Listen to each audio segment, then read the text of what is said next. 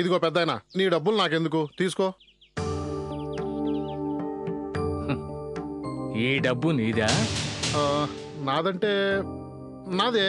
ఉండి ఉండన్నట్టు లోకంలో ఉండిపోయేవారు లోకంలో ఉన్నా ఒకటే, లేకున్నా ఒకటే.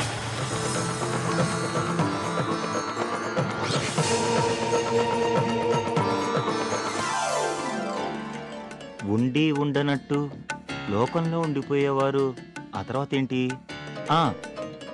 ఉన్నా ఒకటే లేకున్నా ఒకటేనా? దాని అర్థం ఏంటి బావా? అవును, ఆ పెద్ద ఆయన ఇచ్చిన 100 రూపాయలు ఏమైనట్టు? కొంప తీసి ఖర్చు పెట్టేశామా? నిన్నటి నుంచి మనం ఏం పర్చేస్ చేయలేదే. ఏంటో బావా, ఆయన ఇచ్చిన 100 రూపాయలు ఏమైందో అర్థం కావట్లేదు, ఆయన మాటలు అర్థం కావట్లేదు.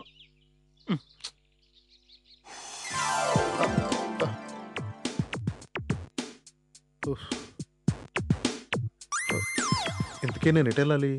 అటా ఇటా? వెనక్కి చూస్తే గతం, ముందుకు చూస్తే భవిష్యత్తు, దిక్కులు చూస్తే తప్పదు విపత్తు. అమ్మో, రైటో రాంగో, ముందుకో వెనక్కో, ఎటొకటి వెళ్ళటం బెటరు. ఏమున్నాయి ఇందులో? మొహాలు కనిపించిన పాత ఫోటో, చిన్నపిల్లలు ఆడుకునే వస్తువులు, ఇవి ఇచ్చి నన్ను చీట్ చేసావు. అందులో ఏముందో తెలుసుకోకుండా నేను మోసం చేశానంటే ఎలా చెప్పు? ఏం తెలుసుకోవాలి?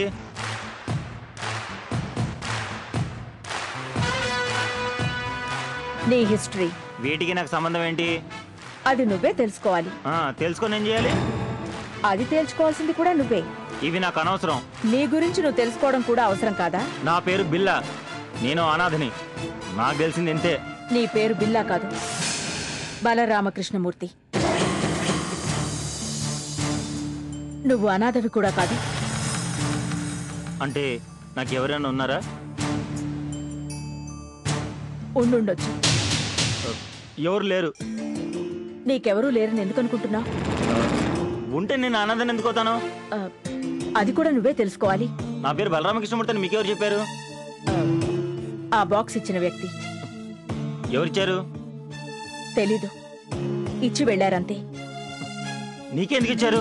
నాకు ఇచ్చి వెళ్ళొచ్చుగా. నాకేం తెలుసు? అపార్ట్మెంట్ వాళ్ళు నమ్మించినట్టు నన్ను మోసం చేయకు. ముందు నువ్వెవరో చెప్పు. ఆ బాక్స్ లో ఉన్న వస్తువులే నీకన్నీ చెప్తాయి. నీకు నోరుందిగా, నువ్వే చెప్పు. ఎవరు నువ్వు? సమయం వచ్చినప్పుడు చెప్తాను. ఎప్పుడు? ఇదే ప్రశ్న నువ్వు ప్రేమగా అడిగినప్పుడు అంతా చెప్తాను. గాయత్రి మనిషి కాదు. తన ప్రతి మాట అబద్ధం, ప్రతి పని మోసం. వరాలిస్తున్నట్టుగానే అనిపిస్తూ వంచన చేస్తుంది, దయ చూపిస్తున్నట్టుగా నటిస్తూ దగా చేస్తుంది. మరి తను ఎలా డీల్ చేయాలి? నేను చెప్తాను. ముందు ఈ అపార్ట్మెంట్ వాళ్ళందరినీ ఒకే మాటపై నిలబెట్టి గాయత్రికి ఎదురు తిరిగేలా చేయాలి. ఎవరు తన మాటలకు మోసపోకుండా, తన చేష్టలకు భయపడకుండా చేయాలి. బెదిరించి బలవంతంగా తన ఫ్లాట్ ఖాళీ చేయించమంటావా? ముందు మన వాళ్ళు మన దారికి రాని, అందాక నువ్వు తన మాట వినకుండా ఉంటే చాలు. సరే ఇందు. వాడికి ఇందు అంటేనే ప్రేమ.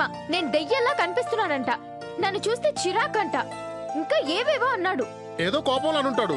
నాకు కోపం రాదా? అందుకే వాడు నాకొద్దు. నేను మా తమిళనాడు వెళ్ళిపోయి ఏ రజనీకాంతో కమల్ హాసన్ పెళ్లి చేసుకుంటాను. వాళ్ళు ముసలోళ్ళు అయిపోయారు కదా. విక్రమ్ విజయ్ ఉన్నారు కదా, వాళ్ళకి పెళ్లిళ్ళు అయిపోయాయి కదా. వాళ్ళు కాకపోతే ఏ ముత్తునో అరుణాచలమో ఉంటారు, వాళ్ళని చేసుకుంటాను. నేను ఇప్పుడే వెళ్తున్నాను. ఆగు వైజు, నువ్వు తొందరపడి నన్ను టెన్షన్ పెట్టకు. మీ టెన్షన్ ఏంటి? అంటే నీ టెన్షనే నా టెన్షను, నా టెన్షనే నీ టెన్షను, మన ఇద్దరు టెన్షన్ ఒకటే కదా. నువ్వు చెన్నై వెళ్ళిపోతే నా బతుకు మన్నైపోద్ది. నా మాట విను. బిల్లా మీ మాట వింటాడా? ఎందుకు? మీరు చెప్పండి. ఏమని? నన్ను పెళ్లి చేసుకోమని. ఏంటమ్మా? గాయత్రి, ఆవిడ్ని ఇక్కడి నుంచి వెంటనే వెళ్ళగొట్టాలి. దానికి మనమంతా ఏకం కావాలి. ఆ పని కోసం నువ్వు బిల్లాని పురమాయించావు కదమ్మాయి. బిల్లా గాయత్రిని తరిమేస్తాడని మేమెంతో ఆనందపడ్డాం కూడా. అతను చేయాల్సింది అతను చేస్తాడు. మనం కూడా అతనికి సపోర్ట్ చేస్తే ఇంకా ఈజీ అవుతుంది. తప్పకుండా ఇందు. బ్రిటిష్ వాళ్ళని తరమడానికి భారతీయులంతా ఏకమైనట్టు అందరం కలిసి బిల్లాకు సపోర్ట్ చేసి గాయత్రిని తరిమి కొడదాం. మిగతా వాళ్ళకి కూడా మీరు చెప్పండి. తప్పకుండానమ్మా, ఇది మనందరి సమస్య. నేను చెప్తాను.